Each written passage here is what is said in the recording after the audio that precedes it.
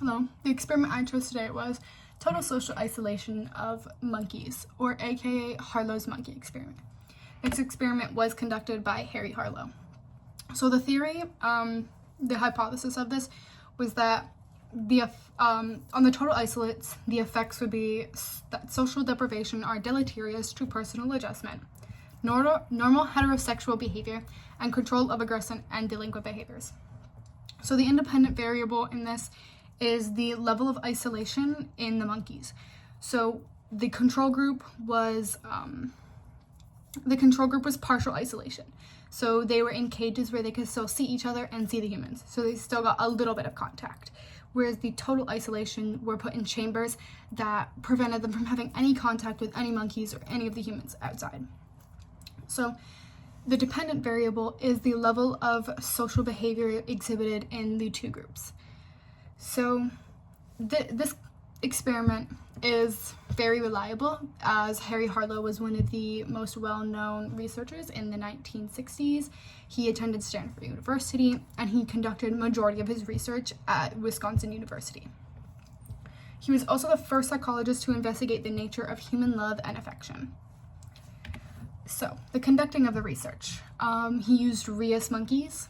He was collecting them at birth, from a few hours after birth, and he was splitting them into 3 separate groups. He had 3 months, 6 month, and 12-month time periods where that's how long they would be in total or partial isolation.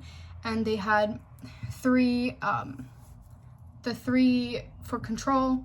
The 3-month had a control and experimental, 6-month had control and experimental, and same with the 12-month. So they were both housed in steel chambers, but the steel chambers were built differently. If you're following the presentation, the pictures are on the next slide. And the total isolation monkeys have absolutely no contact. After the time period that they were given, they would be moved into a playroom for certain time periods.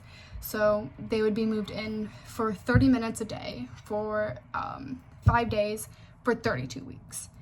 And they discovered first that when these monkeys, the totally isolated monkeys, were moved into this playroom, they experienced emotional shock and would often be seen like rocking themselves in the corner of the room to comfort themselves.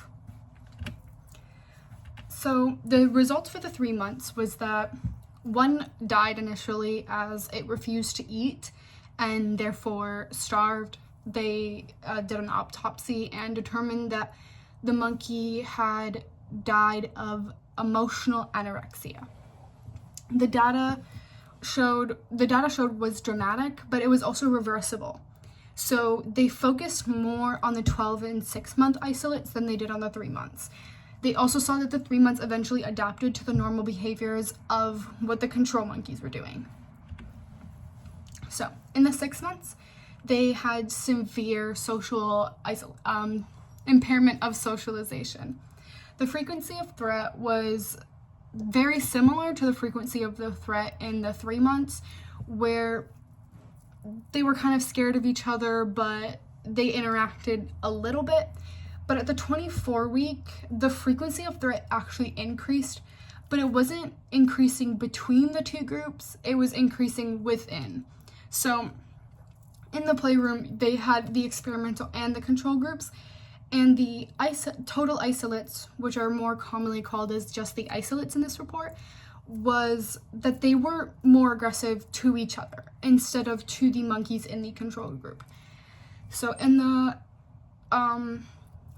first 8 weeks of measuring in frequency of contact was that the controls played together a lot, and there was almost absolutely no contact between the 6 month isolates. At the 32 weeks, the 6-month isolates started to play together, and the controls still played together, but they did not play in between. So only isolates played with only isolates, and controls only played with controls. And the only interaction seen between the two groups was a burst of aggression from the controls to the isolates. They also conducted some intellectual tests during this time and they saw that the total isolates intelligence was not very affected by the social isolation. They described the effects of these trials as extremely devastating and debilitating. They also showed a very low frequency of autoerotic behavior, which is different compared to the control groups who displayed a normal amount. For the 12-month isolates, they were almost completely socially obliterated.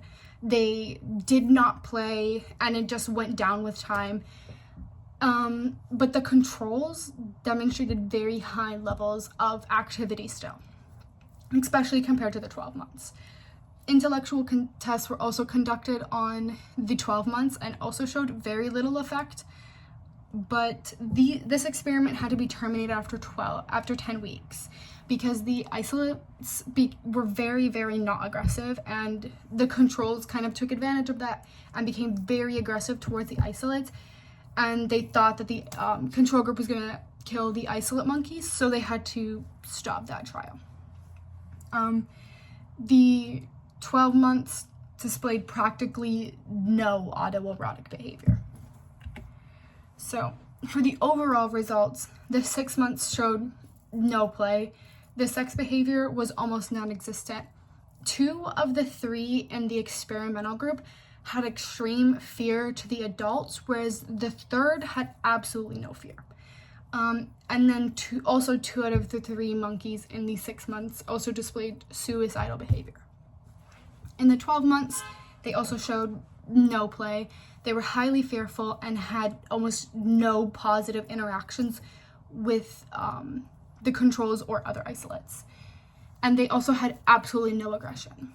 So they both had a lack of aggression and all showed inadequate sex behavior. And further testing concluded that the intellectual mind for both groups wasn't as affected as the social mind.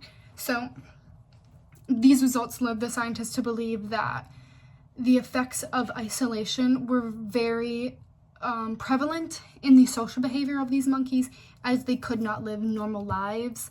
They did not mesh well, and they even said that they thought if any of these isolates had been let out into like the natural world and had to live with the wild monkeys, that they would either be killed or chased away before they even got the ability to adapt to what was going on.